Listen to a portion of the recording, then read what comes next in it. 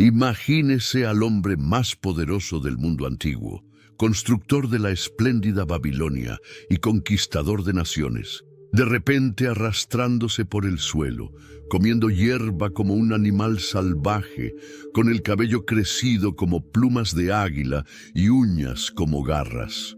¿Qué podría derribar a tan gran monarca hasta el punto de transformarlo en una criatura semejante a una bestia? Nabucodonosor II, el rey que desafió imperios, destruyó el templo de Salomón y erigió los legendarios jardines colgantes. Experimentó una de las transformaciones más extraordinarias registradas en las Sagradas Escrituras. Su nombre resuena a través de los milenios como símbolo de lo que sucede cuando el orgullo humano desafía la soberanía divina. Prepárese para conocer el fascinante viaje del hombre que gobernó el mundo, perdió su humanidad y, al recuperarla, encontró algo mucho más valioso: la verdadera sabiduría. En las tierras antiguas de Mesopotamia, alrededor del año 634 a.C., nació un niño destinado a convertirse en uno de los gobernantes más poderosos que el mundo jamás conocería. Su nombre era Nabucodonosor, hijo del rey Nabopolassar, el fundador del imperio neobabilónico. Desde muy joven, Nabucodonosor demostró tener un talento excepcional para la guerra. Mientras su padre consolidaba el recién formado imperio tras derrotar a los asirios, el joven príncipe aprendía el arte de la estrategia militar y el liderazgo. No pasó mucho tiempo antes de que Nabopolassar confiara a su hijo el mando de importantes campañas militares, donde el joven guerrero probó su valor y astucia.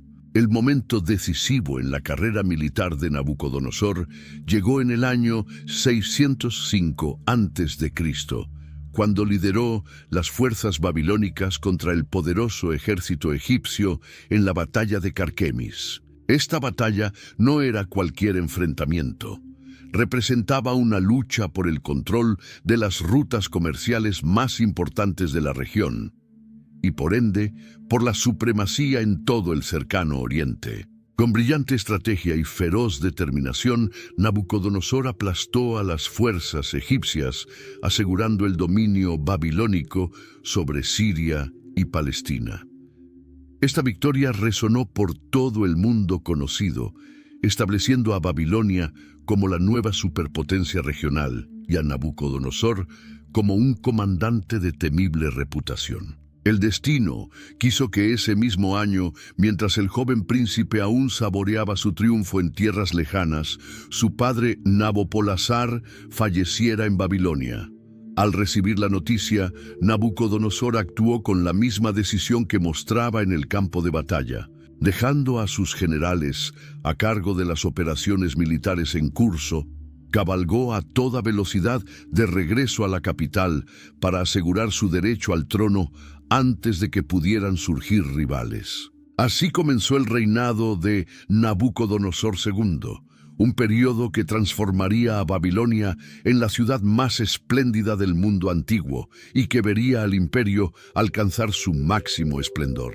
Poco podía imaginar el joven rey en ese momento que su camino estaría marcado no solo por conquistas militares y logros arquitectónicos, sino también por extraordinarios encuentros con el Dios de un pequeño pueblo conquistado y por una transformación personal que desafiaría toda explicación humana. Nabucodonosor no tardó en poner sus ojos en el reino de Judá. Como un estratega consumado, sabía que controlar esta región era crucial para mantener seguras las rutas comerciales hacia Egipto y proteger los intereses babilónicos. En el año 597 a.C., el rey judío Joaquín se había rebelado contra la autoridad babilónica, una decisión que pronto lamentaría amargamente. Con la eficiencia militar que lo caracterizaba, Nabucodonosor marchó hacia Jerusalén con un poderoso ejército. La ciudad amurallada, a pesar de su fama de inexpugnable, no pudo resistir el asedio babilónico por mucho tiempo. Cuando las puertas finalmente se abrieron, Nabucodonosor entró triunfante en la ciudad santa de los judíos. El conquistador no fue clemente. Capturó al joven rey Joaquín, quien apenas llevaba 3 meses en el trono, junto con la familia real, los nobles y miles de artesanos y guerreros judíos. Estos cautivos fueron obligados a emprender el largo y penoso viaje hacia Babilonia, marcando el comienzo de lo que la historia conocería como el exilio babilónico. Para mantener un semblante de autonomía en Judá, Nabucodonosor instaló a Sedequías, tío de Joaquín, como rey vasallo en Jerusalén. Era una estrategia común, permitir un gobierno local que respondiera directamente a Babilonia, evitando los costos de una ocupación permanente mientras se aseguraba la lealtad a través de amenazas y tributos. Sin embargo, la paz forzada no duraría mucho. Aproximadamente 10 años después, impulsado por promesas de ayuda egipcia, Sedequías cometió el mismo error que su predecesor: rebelarse contra el poder babilónico. La respuesta de Nabucodonosor fue inmediata y devastadora. En el año 586 a.C., el ejército babilónico regresó a Jerusalén, esta vez con órdenes de no mostrar misericordia. El asedio que siguió fue uno de los más brutales registrados en las Escrituras. Durante 18 largos meses, la ciudad resistió, mientras el hambre y las enfermedades diezmaban a la población.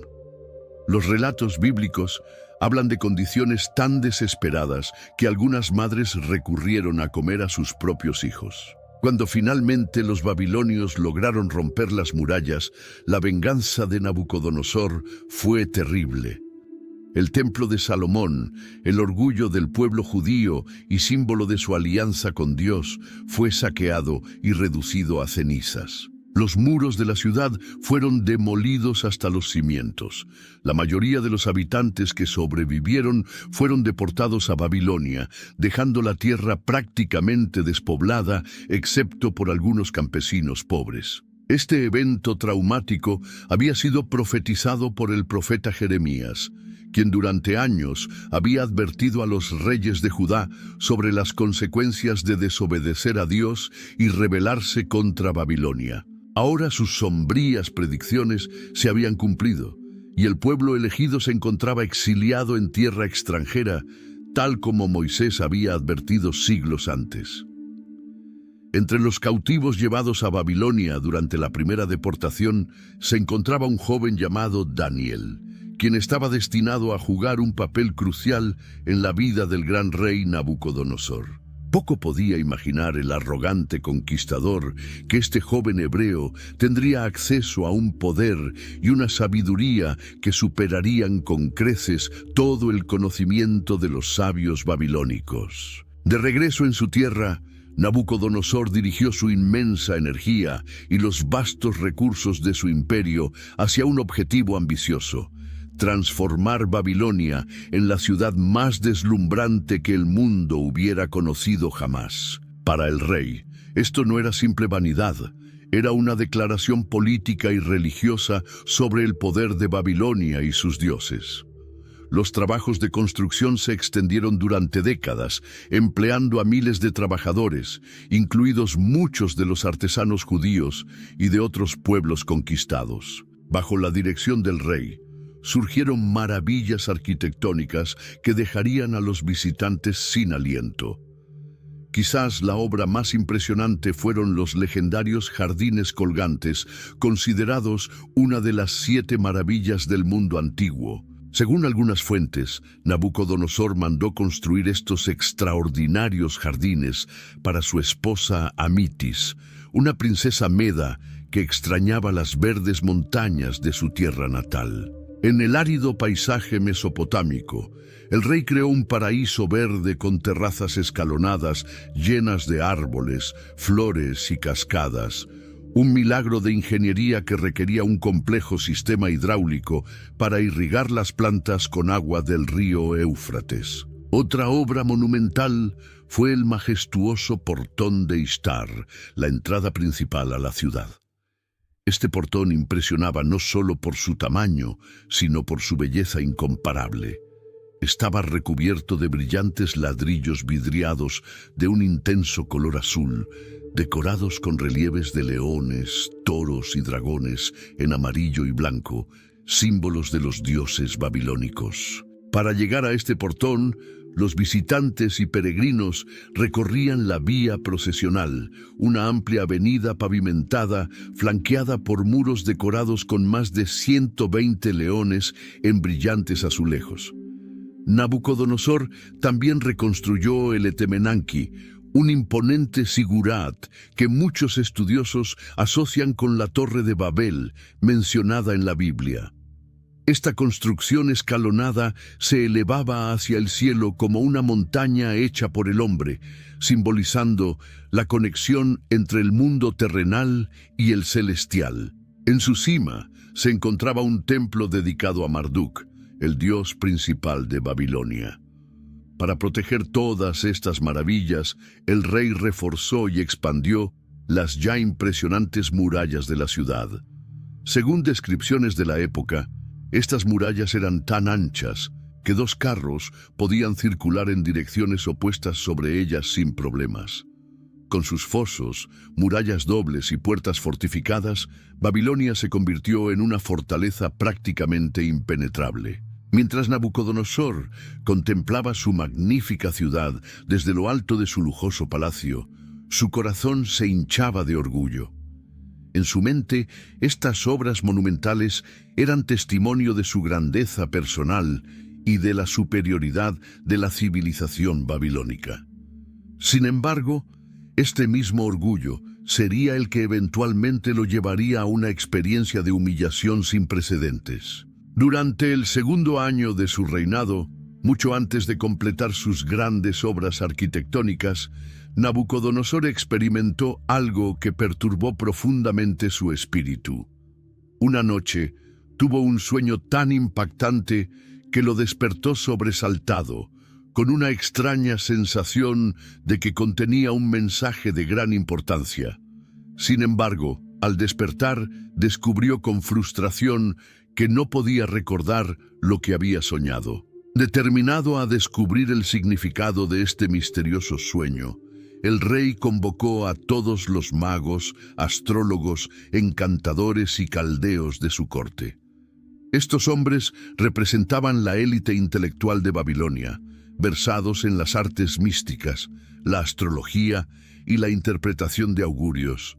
Sin embargo, la exigencia que les impuso el rey era extraordinaria, incluso para los estándares de un monarca absoluto.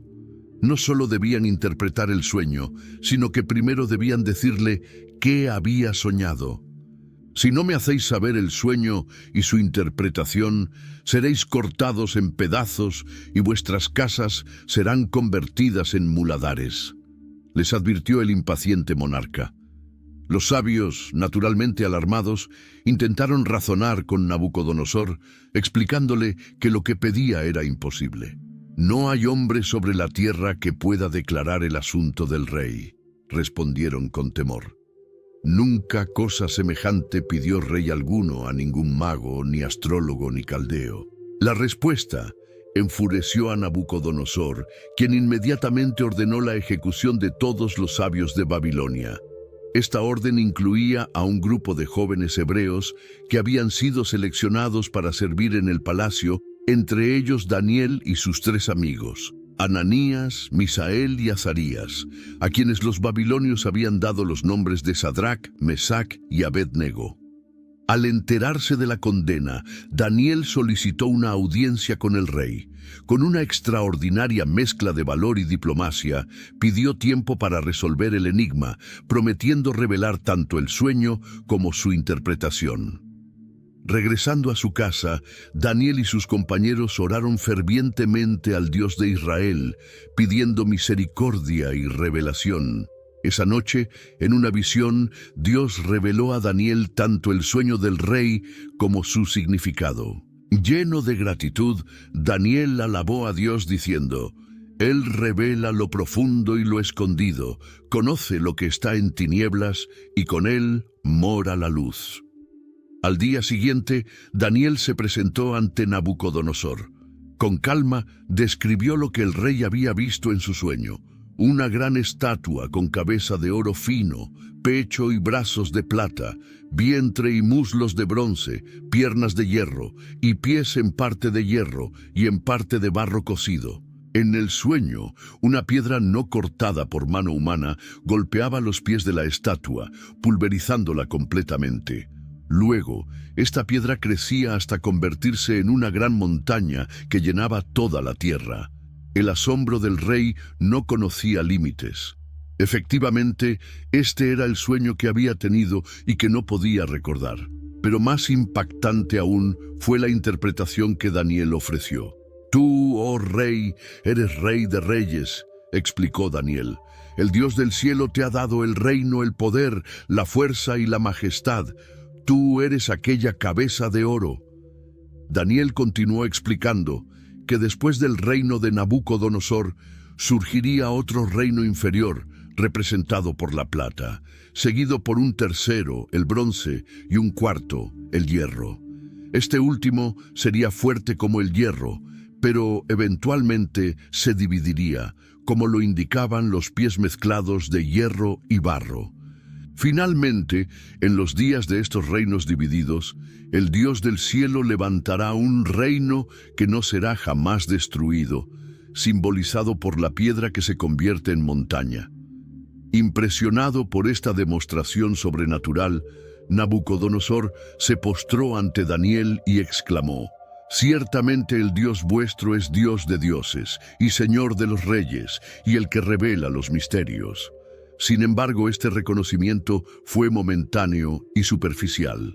Aunque nombró a Daniel gobernador de la provincia de Babilonia y jefe de todos los sabios, el corazón del rey seguía sin reconocer verdaderamente la soberanía del Dios de Israel. La semilla había sido plantada, pero el orgullo de Nabucodonosor seguía firmemente arraigado. Pasaría mucho tiempo y serían necesarias pruebas más severas antes de que este poderoso monarca comprendiera realmente quién controlaba los reinos de los hombres. Con el paso de los años, el éxito continuado de Nabucodonosor, sus conquistas militares y sus impresionantes proyectos de construcción solo sirvieron para aumentar su ya considerable ego. El breve momento de humildad que había experimentado ante la sabiduría divina de Daniel había quedado atrás, reemplazado por una arrogancia cada vez mayor. En un acto que demostraba tanto su enorme ego como su astucia política, Nabucodonosor ordenó la construcción de una colosal estatua de oro en la llanura de Dura, en la provincia de Babilonia. Esta impresionante imagen medía aproximadamente 27 metros de altura y 2.7 metros de ancho. El mensaje era claro: Nabucodonosor estaba estableciendo un culto imperial que unificaría a todos los pueblos diversos de su vasto imperio bajo una única autoridad, la suya. Para la dedicación de esta monumental estatua, el rey convocó a todos los oficiales de su imperio: sátrapas, prefectos, gobernadores, consejeros, tesoreros, jueces, magistrados y todos los funcionarios de las provincias. Era una reunión sin precedentes de la élite administrativa babilónica, diseñada para reforzar la lealtad al rey y su visión imperial. Cuando todos estuvieron reunidos ante la resplandeciente estatua, un heraldo proclamó en voz alta el decreto real: «A vosotros se os ordena, oh pueblos, naciones y lenguas, que en el momento en que oigáis el son de la bocina, la flauta, la cítara, el arpa, el salterio, la zampoña y todo tipo de música, os postréis y adoréis la imagen de oro que el rey Nabucodonosor ha levantado. Cualquiera que no se postre y adore, inmediatamente será echado dentro de un horno de fuego ardiente». Este no era simplemente un acto religioso, era una prueba de lealtad política. Adorar la estatua significaba reconocer la suprema autoridad de Nabucodonosor y la ideología imperial que representaba. El castigo por la desobediencia era deliberadamente severo y público.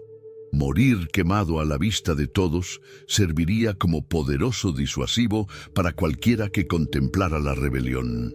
Para la gran mayoría de los oficiales presentes, inclinarse ante la estatua no representaba un conflicto moral significativo.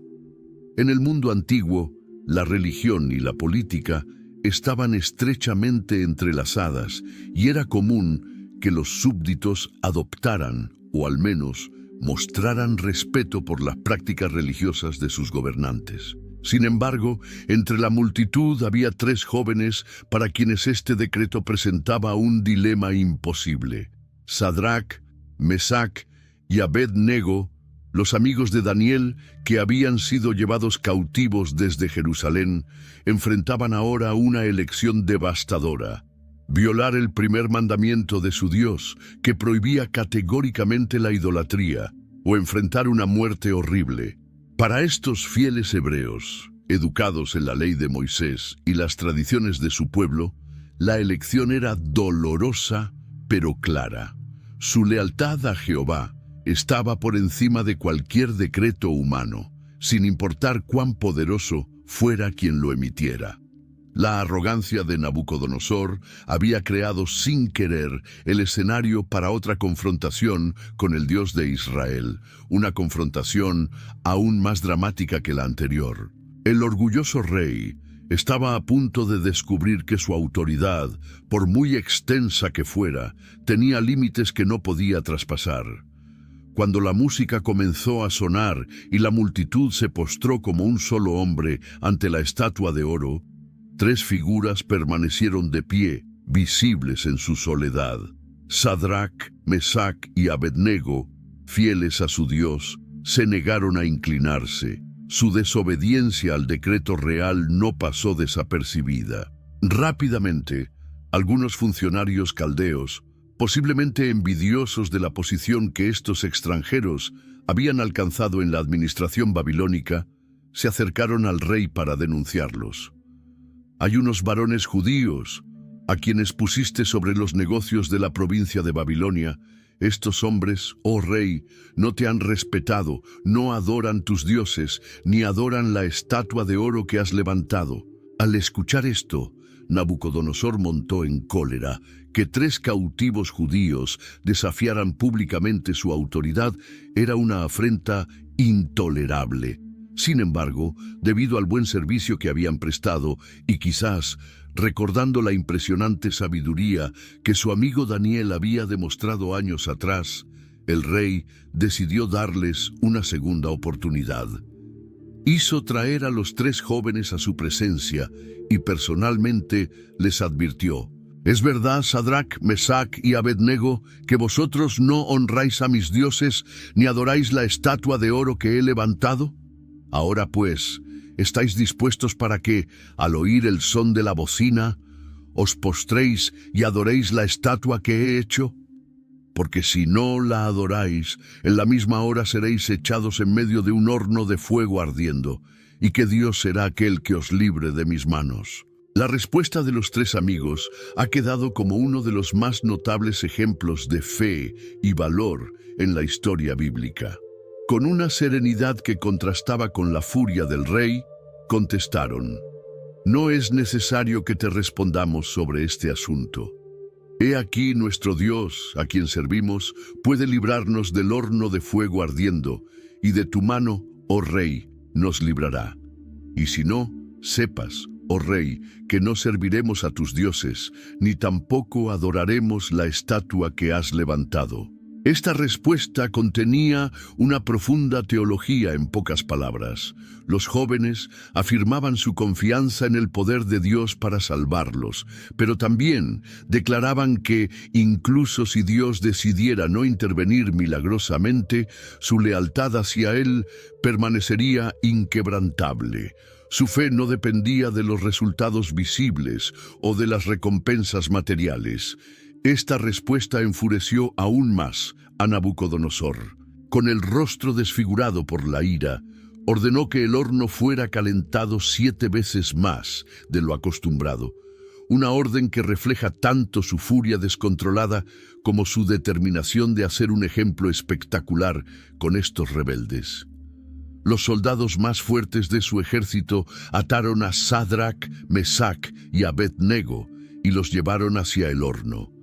El fuego era tan intenso que los soldados que arrojaron a los 3 jóvenes murieron consumidos por las llamas. Lo que ocurrió a continuación dejó atónito al rey. Mirando hacia el interior del horno, exclamó sorprendido: «¿No echamos a 3 varones atados dentro del fuego? He aquí yo veo 4 varones sueltos, que se pasean en medio del fuego sin sufrir ningún daño, y el aspecto del cuarto es semejante a un hijo de los dioses». Acercándose a la puerta del horno, Nabucodonosor llamó: «Sadrach, Mesach y Abed-nego, siervos del Dios Altísimo, salid y venid». Ante la mirada asombrada de la multitud, los 3 jóvenes salieron ilesos del fuego. Ni siquiera el olor a humo se había adherido a sus ropas. Este milagro innegable arrancó de Nabucodonosor una notable confesión: «Bendito sea el Dios de Sadrach, Mesach y Abed-nego, que envió a su ángel y libró a sus siervos que confiaron en él, y que no cumplieron el edicto del rey, y entregaron sus cuerpos antes que servir y adorar a otro Dios que su Dios». El rey llegó incluso a emitir un decreto prohibiendo que se hablara en contra del Dios de los hebreos, bajo pena de muerte, y promovió a los 3 jóvenes a posiciones aún más altas en la provincia de Babilonia. Sin embargo, a pesar de reconocer el poder del Dios de Israel y de honrar a sus fieles siervos, Nabucodonosor aún no había experimentado un verdadero cambio de corazón. Su reconocimiento de Dios seguía siendo superficial, viendo al Dios hebreo simplemente como una deidad poderosa entre muchas, digna de respeto, pero no de devoción exclusiva. El arrogante rey necesitaría una lección aún más personal y profunda para comprender verdaderamente la soberanía del Dios Altísimo sobre todos los reinos de la tierra, incluido el suyo. Varios años después del incidente del horno de fuego, cuando el imperio de Nabucodonosor estaba en su apogeo y la magnificencia de Babilonia deslumbraba al mundo, el rey tuvo otro sueño perturbador. Esta vez recordaba vívidamente lo que había visto, pero su significado seguía siendo un misterio. En su sueño, Nabucodonosor contempló un árbol de extraordinarias proporciones en el centro de la tierra. Este árbol crecía hasta alcanzar los cielos, tan alto que podía verse desde los confines del mundo. Su follaje era hermoso, sus frutos abundantes, proporcionando alimento para todos.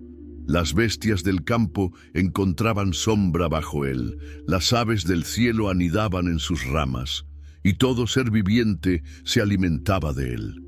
Mientras el rey observaba este magnífico árbol, vio descender del cielo a un vigilante, un santo, que proclamaba a gran voz: «Derribad el árbol y cortad sus ramas, quitadle el follaje y dispersad su fruto. Mas la cepa de sus raíces dejaréis en la tierra, con atadura de hierro y de bronce, que su corazón de hombre sea cambiado y le sea dado corazón de bestia, y pasen sobre él 7 tiempos». El mensajero celestial declaró que este juicio tenía un propósito: para que conozcan los vivientes que el Altísimo gobierna el reino de los hombres, y que a quien él quiere lo da, y constituye sobre él al más bajo de los hombres. Despertando agitado, Nabucodonosor convocó nuevamente a todos los sabios de Babilonia, pero ninguno pudo interpretar el sueño. Finalmente, Daniel fue llamado a la presencia real. Al escuchar el sueño, el profeta quedó atónito casi 1 hora, y sus pensamientos lo turbaban. Comprendía el terrible significado del sueño y le entristecía lo que estaba por venir sobre el rey. Con compasión, Daniel dijo: «Señor mío, el sueño sea para tus enemigos y su interpretación para los que te quieren mal». Pero procedió a explicar el verdadero significado. El árbol era el propio Nabucodonosor, cuyo poder y gloria se extendían por toda la tierra. El decreto del vigilante significaba que el rey sería derribado de su trono y viviría como una bestia del campo durante 7 tiempos, posiblemente 7 años, hasta que reconociera que el Altísimo tiene dominio en el reino de los hombres y lo da a quien él quiere. Sin embargo, así como la cepa del árbol quedaba en tierra, el reino le sería devuelto una vez que reconociera la soberanía de Dios. Daniel concluyó con un consejo sincero. Por tanto, oh rey, acepta mi consejo. Tus pecados redime con justicia, y tus iniquidades haciendo misericordias para con los oprimidos, pues tal vez será eso una prolongación de tu tranquilidad.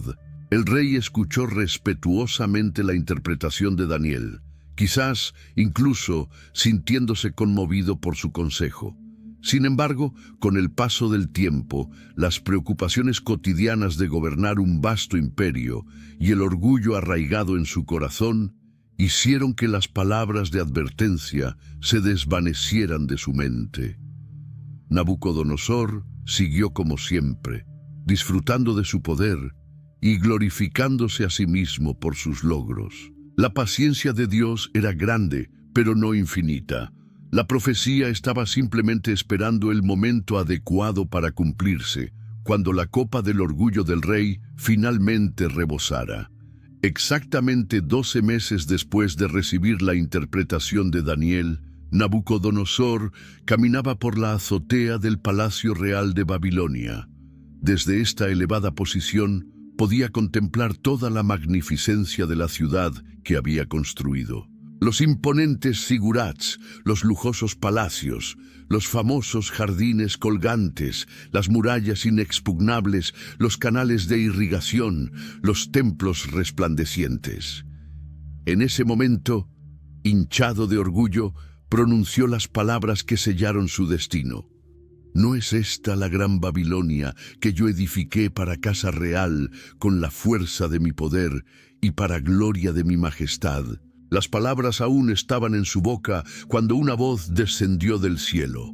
A ti se te dice, rey Nabucodonosor, el reino ha sido quitado de ti, y de entre los hombres te arrojarán, y con las bestias del campo será tu habitación, y como a los bueyes te apacentarán. Y 7 tiempos pasarán sobre ti, hasta que reconozcas que el Altísimo tiene dominio en el reino de los hombres, y lo da a quien él quiere. En ese mismo instante, algo extraordinario ocurrió en la mente del poderoso monarca. Su razón lo abandonó. Los pensamientos racionales y el comportamiento humano desaparecieron, reemplazados por instintos animales. Quienes presenciaron su transformación debieron quedar horrorizados al ver al gran rey de Babilonia degenerar repentinamente en un estado bestial. Nabucodonosor fue expulsado de la sociedad humana. El hombre que había dormido en cámaras de mármol adornadas con oro, ahora dormía a la intemperie. Quien había vestido las más finas telas de púrpura y lino, ahora andaba desnudo, expuesto al sol abrasador y al frío de la noche. El que había disfrutado de los más exquisitos banquetes preparados por los mejores cocineros del mundo, ahora comía hierba como los bueyes, arrancándola del suelo con sus propias manos. Su aspecto físico también sufrió una degradación terrible. Sus cuidados cabellos y barba, antes perfumados y acicalados por sirvientes expertos, crecieron enmarañados como plumas de águila. Sus uñas, antes perfectamente cortadas y limadas, se alargaron y endurecieron como las de las aves. Este trastorno, que algunos estudiosos modernos han intentado explicar como una rara condición psiquiátrica llamada licantropía clínica o zoantropía, transformó completamente al orgulloso rey. En este estado, el paciente se cree transformado en animal y adopta comportamientos bestiales, incluyendo caminar en 4 patas, comer hierba o rechazar vestirse. Durante este extraordinario período, el gobierno del imperio debió continuar bajo la dirección de regentes, posiblemente su hijo Evil Merodach, u otros altos funcionarios leales que mantuvieron en secreto la verdadera condición del rey.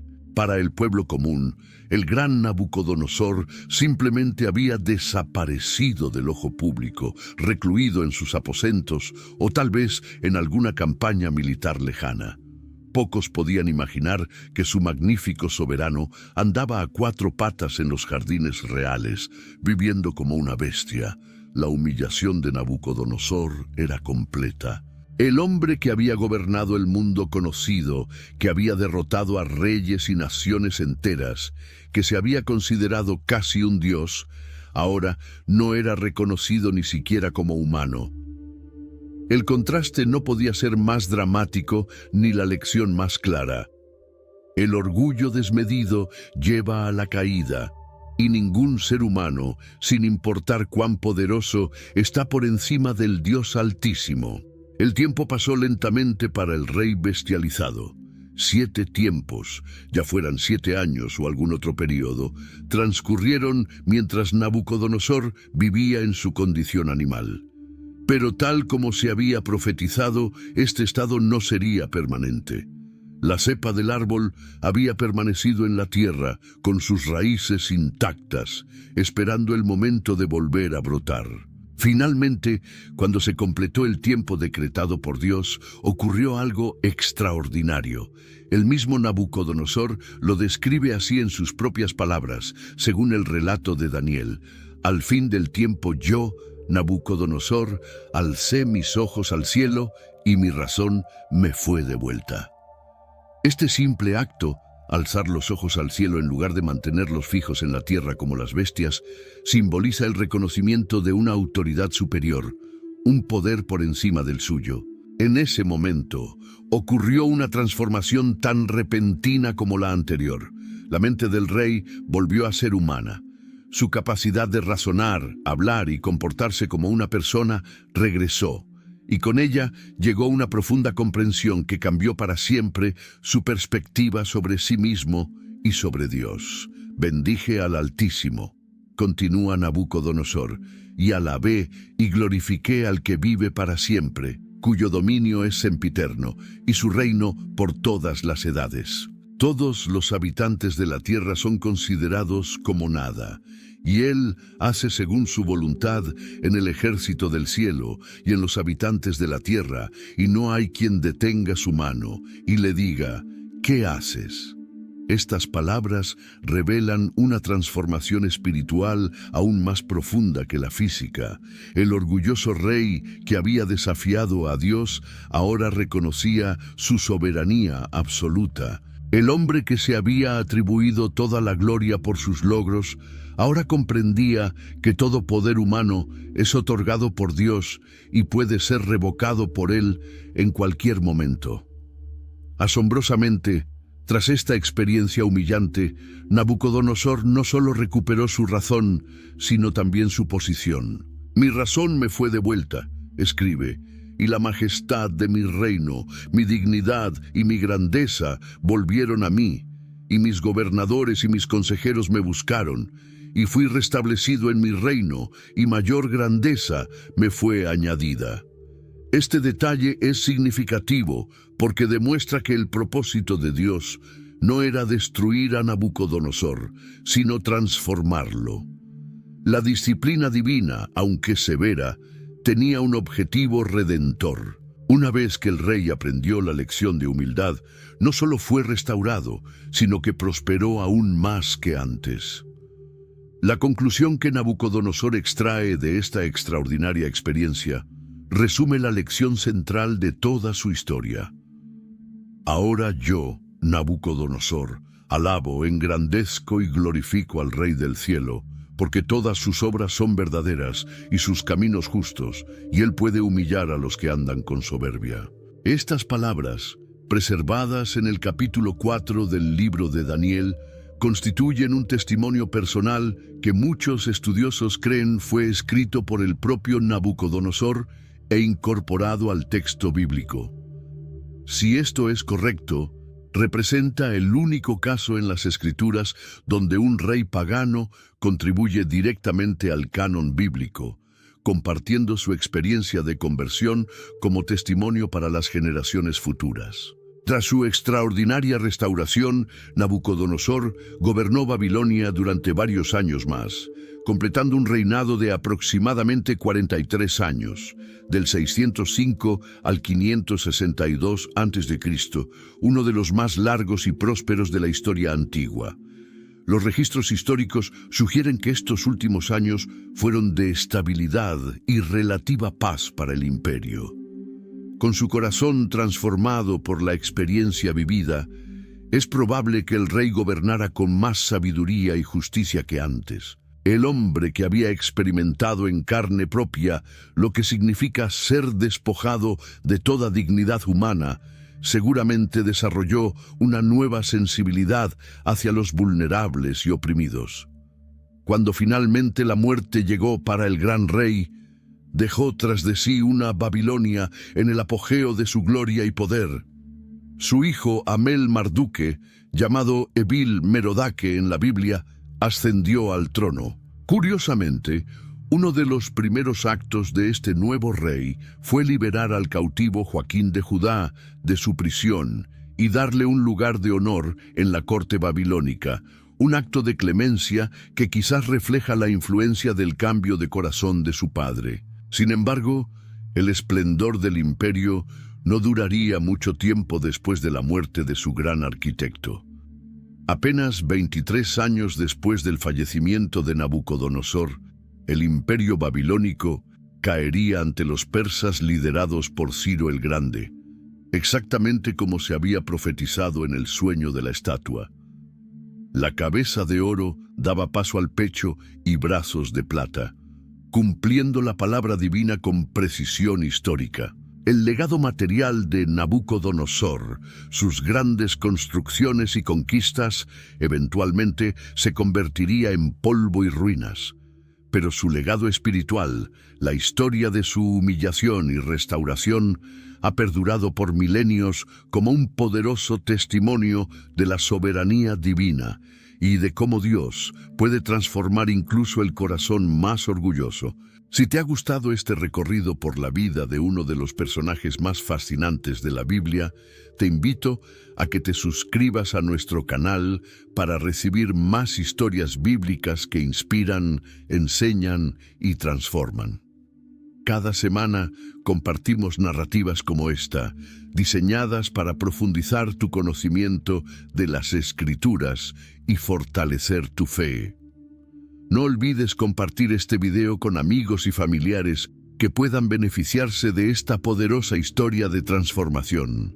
Tus compartidos nos ayudan a llevar estas enseñanzas bíblicas a más personas que necesitan escuchar sobre el poder transformador de Dios. Hasta nuestro próximo encuentro con las historias bíblicas. Recuerda, nunca estamos tan altos que no podamos caer, ni tan bajos que Dios no pueda levantarnos.